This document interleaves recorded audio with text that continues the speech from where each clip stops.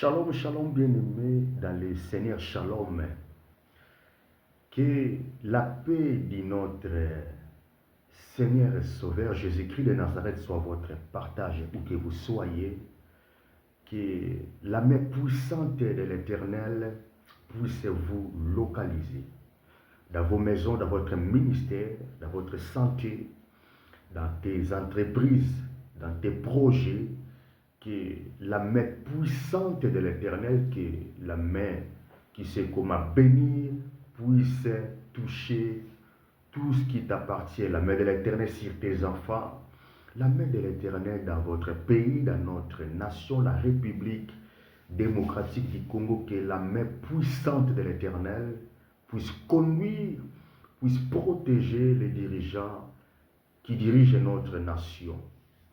Que l'Éternel vous bénisse et que l'Éternel vous protège. Une nouvelle semaine, des nouvelles bénédictions, nouvel enseignement. Nous allons commencer aujourd'hui cet nouvel enseignement. L'Éternel nous a fait grâce, vous voyez.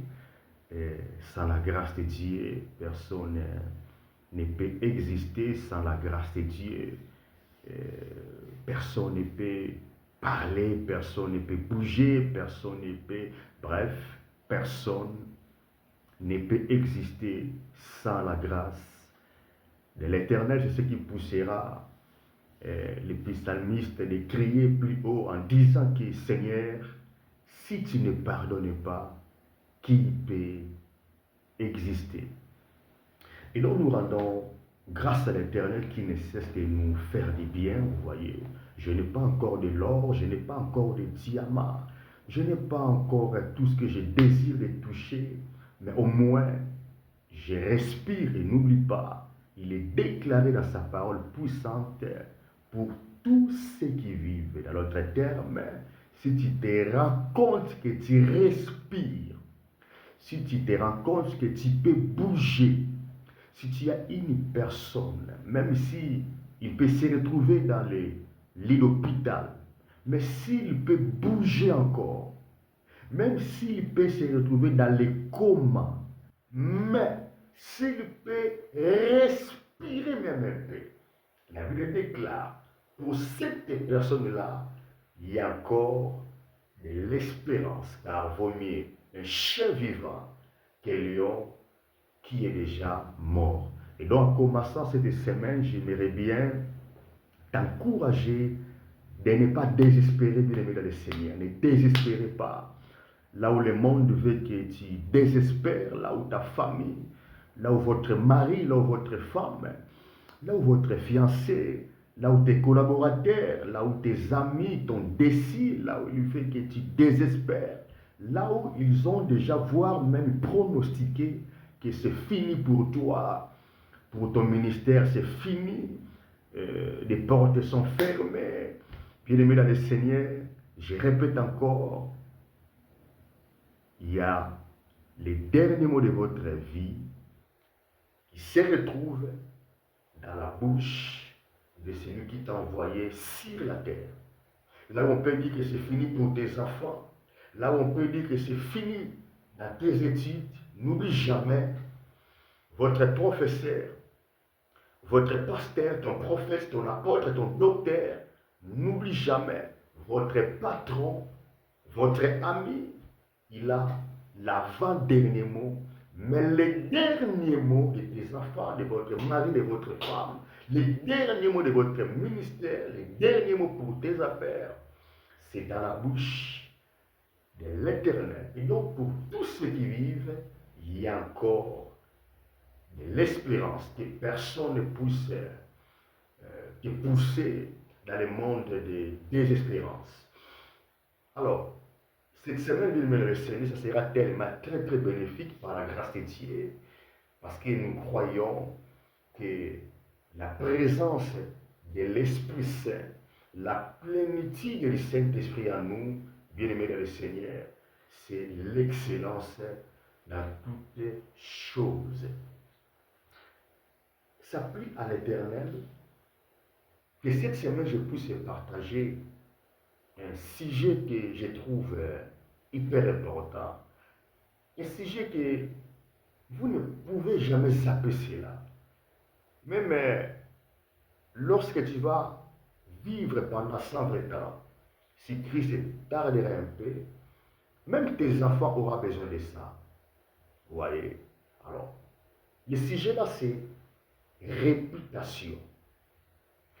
Je répète encore que cette semaine, par la grâce de Dieu, poussé par l'Esprit Saint, parce que j'avais beaucoup de sujets pour partager avec nous cette semaine, mais l'Esprit Saint a conclu, m'a convaincu de partager avec nous ce sujet, la réputation.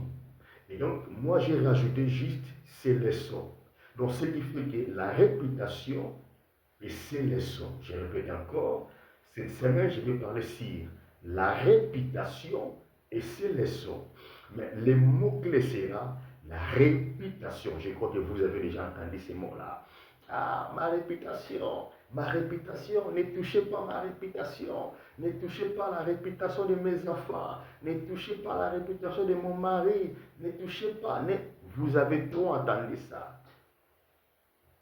Je protège ma réputation. Ma réputation est très très meilleure. Ah, celui-là, sa réputation n'est pas bonne. Je crois que vous avez entendu ces mots-là dans tous les sens. Et donc, par la grâce de Dieu, l'Esprit Saint va nous éclairer.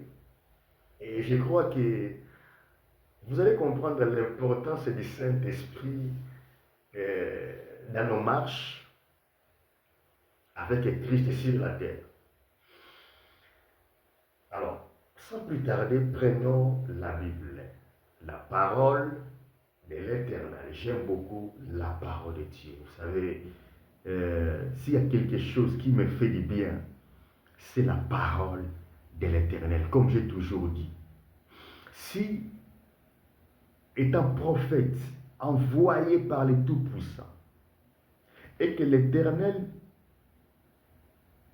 n'a rien déposé de particulier dans votre bouche, dans votre esprit, pour parler à une personne, bien-aimé dans le Seigneur, n'ayez pas la honte, ne soyez pas gênés, ne lui dites ce que l'Éternel a déjà dit dans sa parole. Je répète encore, si l'Éternel, si vraiment tu es prophète de l'Éternel, si tu es l'apôtre du Seigneur, si tu es pasteur, docteur, évangéliste, si tu es la servante de Dieu, je voulais te dire ceci.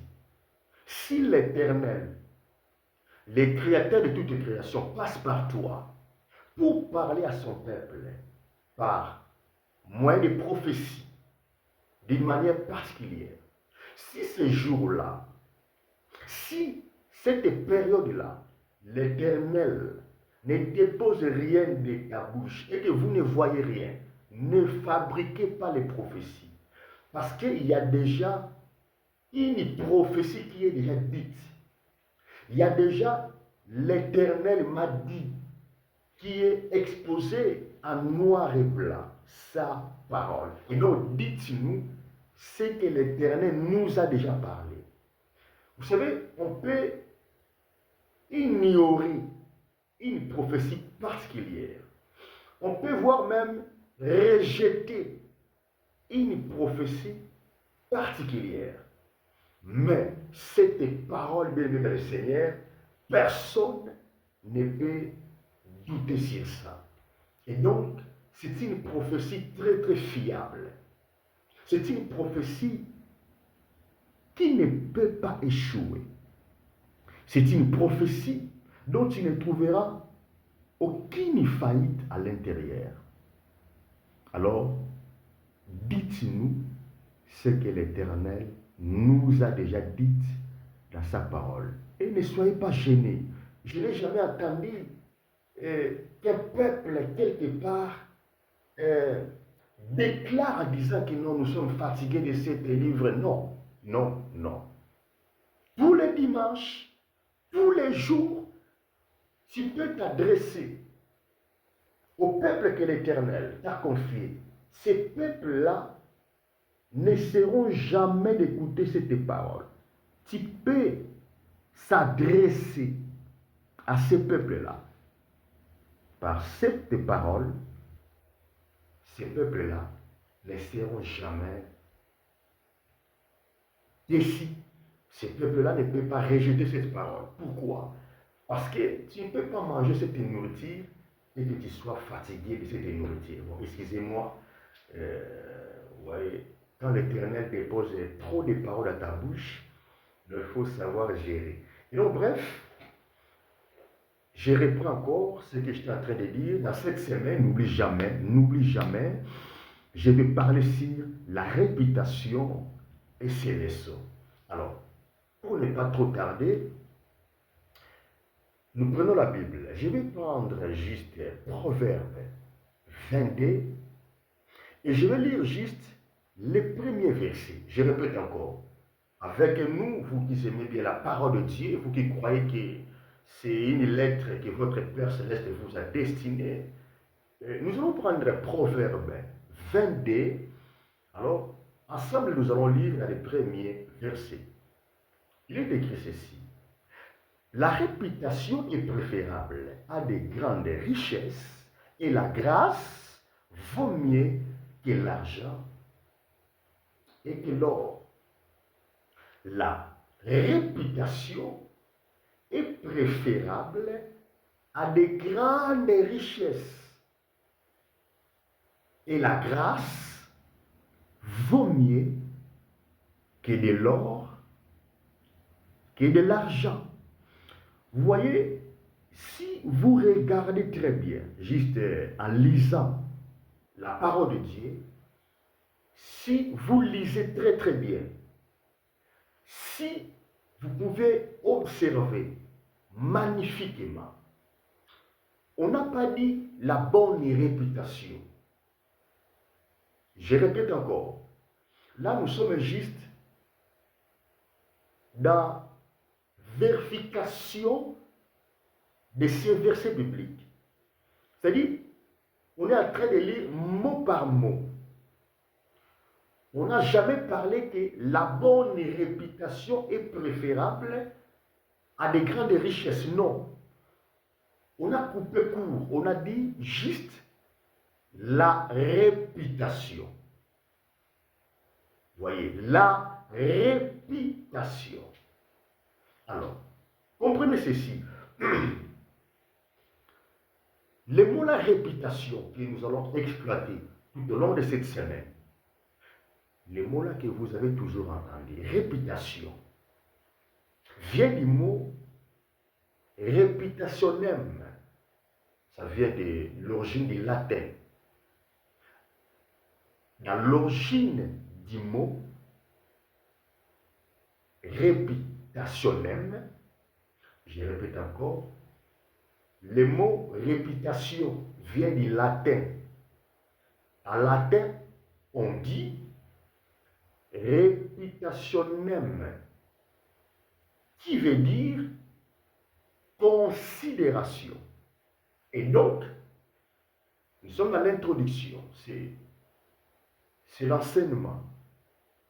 Vous savez, ça sera bien que vous ne soyez pas perdus dès les premiers jours de l'enseignement. J'aimerais bien déjà attirer votre attention de retenir ceci. Lorsqu'on parle de réputation, parce que il faut chercher à comprendre d'où vient ce mot-là, réputation, réputation. Les réputations viennent du latin. Alors, parce que c'est un mot latin, dans latin ou en latin, on dit reputationem. Alors, le mot là, reputationem, cela juste signifie considération. C'est-à-dire une manière dont on peut te percevoir, la manière dont tu peux être perçu dans la société, la manière dont on peut considérer une chose. Parce que des fois, la chose peut porter aussi la considération. Des fois, la chose peut avoir aussi une réputation. Comme par exemple, mais déjà dans la fin vous allez bien voir ça, mais je profite d'anticiper. Comme par exemple, dans la guerre commerciale, jusqu'à ce jour, s'il y a une boisson, on ne considère pas, si vous voulez, s'il y a une boisson, on salit toujours sa réputation, on les perçoit mal. En tout cas, on fait tout pour qu'on perçoit mal. Cette boisson-là, c'est le Coca-Cola. Et donc, on peut dire, Coca-Cola n'a pas une bonne réputation. Alors, le mot la réputation, remplacez cela par le mot considération. Je répète encore, nous sommes dans l'enseignement. Le mot là, réputation, remplacez cela par considération. Parce que dans l'origine du mot, lorsqu'on dit reputationem, dans l'origine latine, cela signifie considération. Donc quand on parle de réputation, on veut juste parler de considération. La manière dont tu peux percevoir quelque chose, la manière dont on peut te percevoir, la manière dont on peut te considérer. Vous voyez. Et donc, lorsqu'on parle de considération, j'aimerais bien marteler là-dessus, insister, on parle de considération. Alors, je suis toujours dans l'introduction de ces versets bibliques. J'aime beaucoup la parole. Je parle de réputation. Mais parce qu'il y a un mot qui poursuit, qui accompagne ces versets bibliques. Le mot, c'est la grâce. Il est écrit, la réputation est préférable à des grandes richesses. Et donc, c'est-à-dire la manière dont on peut considérer une personne, la manière dont on peut considérer une chose, c'est préférable. Même s'il est millionnaire, même s'il est milliardaire. Mais si malgré ses millions, il est mal perçu dans la société, vaut mieux celui qui a 1 000 $ seulement sur son compte bancaire, mais il est très bien perçu dans la société.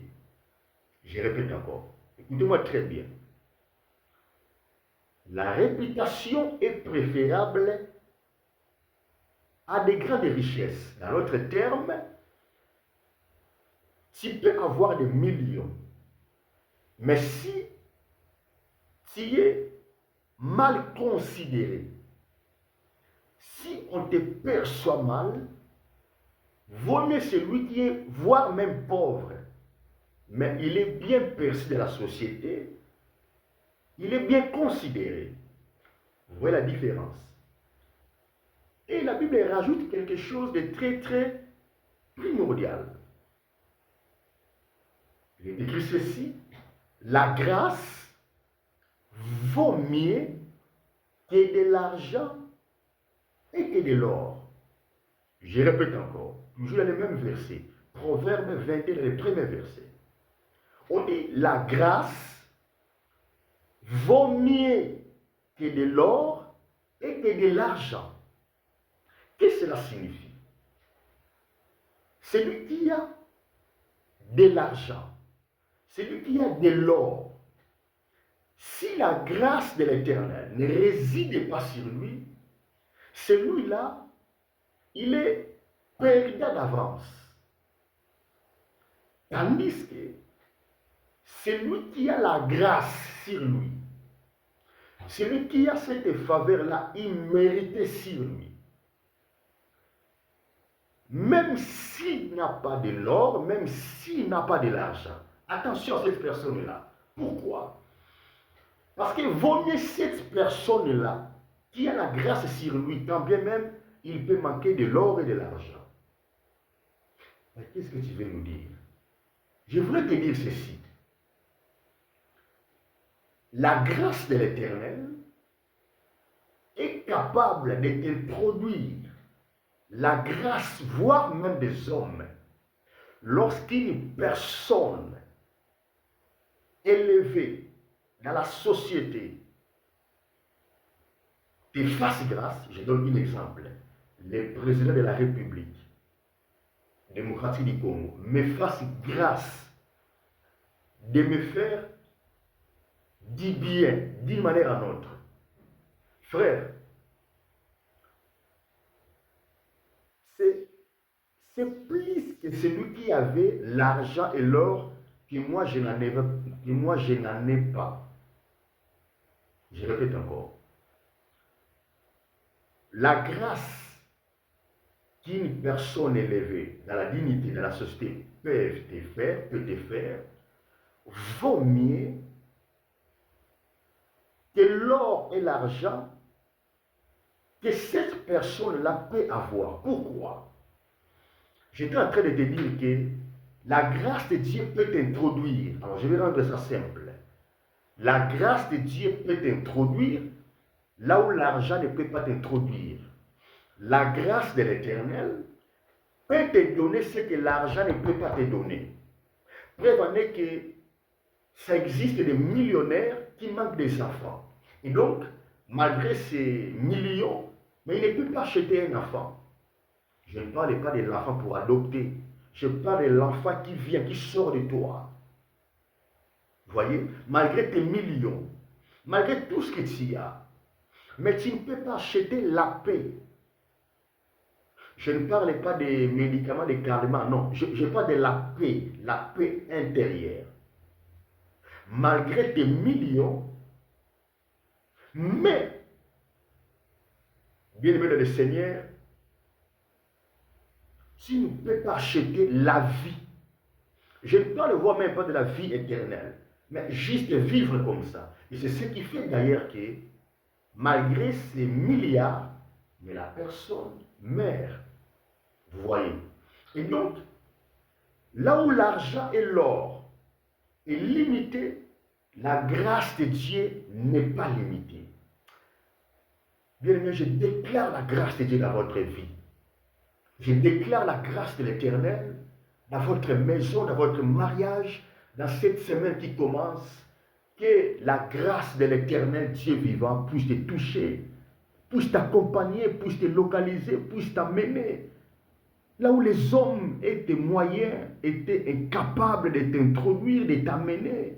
Parce que la grâce de Dieu est capable de te faire entrer là où l'argent est limité, bien aimé de le Seigneur. La grâce de Dieu est capable de te faire asseoir là où ton intelligence est stérile. La grâce de Dieu est capable de t'introduire là où l'argent et l'or est incapable de t'introduire. La grâce de l'Éternel. Et c'est pour ça que la Bible nous dit, vaut mieux la grâce que de l'or et l'argent. Excusez-moi, parce que je parle de réputation, et parce que j'ai trouvé ces mots-là dans les mêmes versets, j'ai trouvé ça très utile de parler un peu là-dessus. Alors, écoutez maintenant ce qui se passe. On dit réputation est préférable à des grandes richesses. Mais on nous dit vaut mieux la grâce que l'or et l'argent. Vous voyez, dans l'autre terme, si vous voulez, dans l'autre terme, parce que j'ai beaucoup de choses à dire, dans l'autre terme, entre la grâce et la réputation, bien aimé dans le Seigneur, la grâce est puissante que la réputation. Je répète encore, parce que dans les mêmes versets, on va trouver la réputation et la grâce. Des mots tellement très réputés, des mots tellement époustouflants, des mots qui font toujours parler réputation et la grâce. Mais si la grâce est préférable à des grandes richesses, non, si la réputation est préférable à des grandes richesses, la grâce vaut mieux que de l'or et de l'argent. Et donc, entre la grâce de Dieu et tous les minéraux du Congo, vaut mieux avoir la grâce. Pourquoi? Parce que même si on a pris toutes les richesses du Congo, la grâce est capable de nous faire révéler encore une terre quelque part dans un coin du Congo dont les hommes n'ont pas encore découvert. Là, c'est la grâce. C'est la grâce qui a fait que tous les minéraux se retrouvent au Congo. Ce n'est pas l'argent qui a fait que les minéraux, ce n'est pas...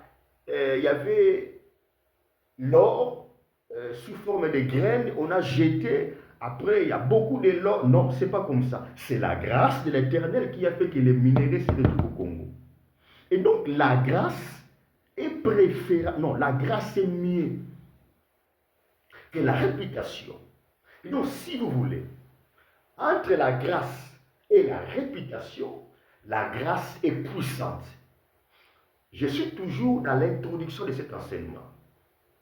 Mais le problème, c'est quoi? Écoutez-moi très bien. Là où la réputation, je vous ai dit qu'il remplacer le mot réputation par considération. C'est-à-dire, là où tu ne peux pas être considéré dans la société, écoutez-moi très bien, dans notre terme, là où on peut mal te percevoir dans la société. Parce que le problème, c'est quoi? Je vous ai dit que la réputation vient du mot latin qui signifie reputationem. Reputationem qui, cela veut dire considération. Et donc, ça peut arriver que on te considère mal, tandis que vous méritez d'être bien considéré. Je répète encore, si vous voulez, la réputation n'est pas la vraie identité de la personne. Je répète encore. Parce que des fois, on dit des choses qu'on ne comprend pas parce que tu as entendu le mot la réputation, les fameux mots.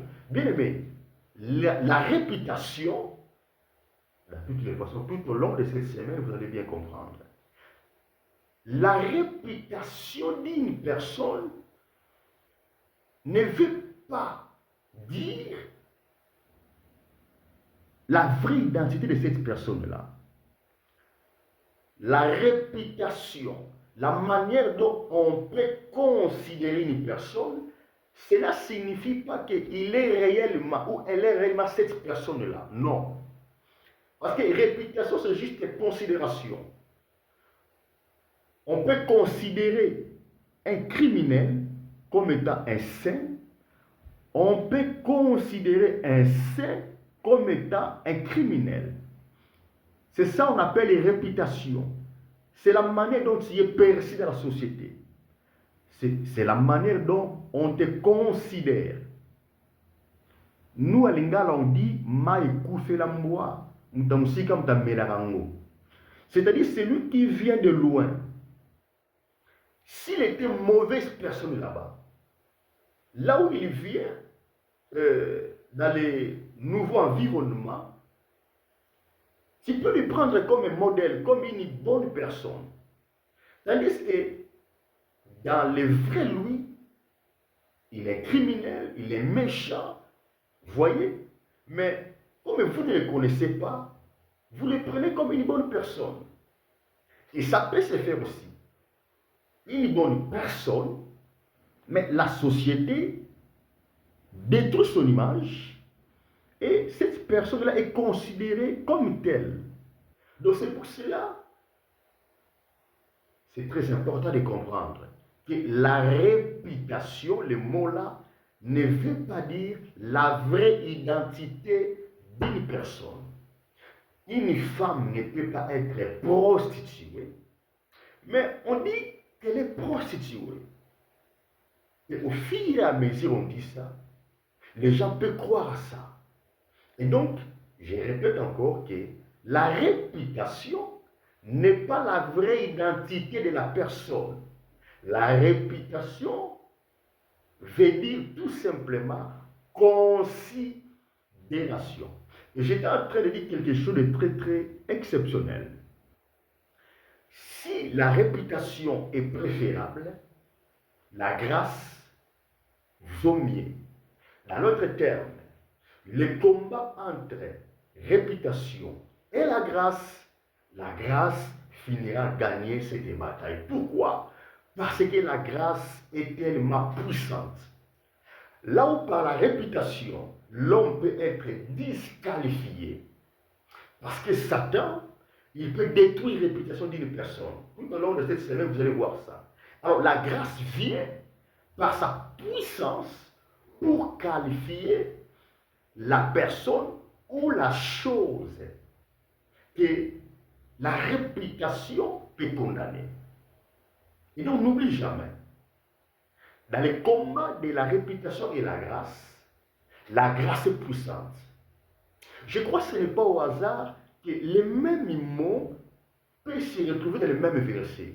Mais il faut que l'Esprit Saint puisse vous révéler. C'est pour cela qu'il est déclaré dans la parole de Dieu que la révélation de l'Éternel est claire et elle donne l'intelligence au simple.